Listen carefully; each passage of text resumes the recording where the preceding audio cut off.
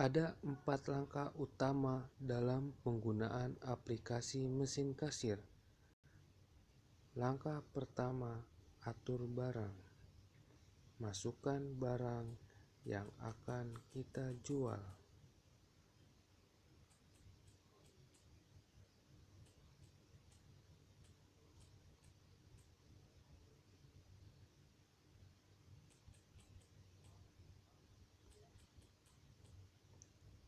Aktifkan pilihan hitung stok saat transaksi jika barang akan dihitung stoknya.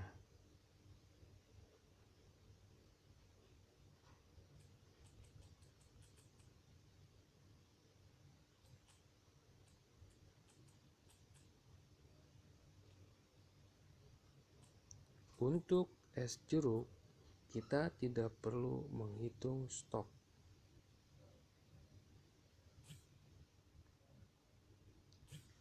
Langkah kedua adalah pembelian, yaitu mengisi stok barang kita.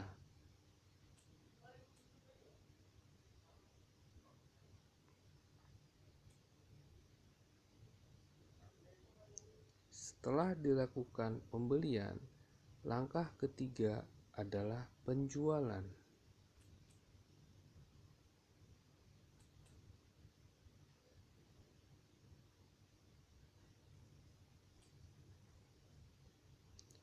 Total harga dihitung secara otomatis.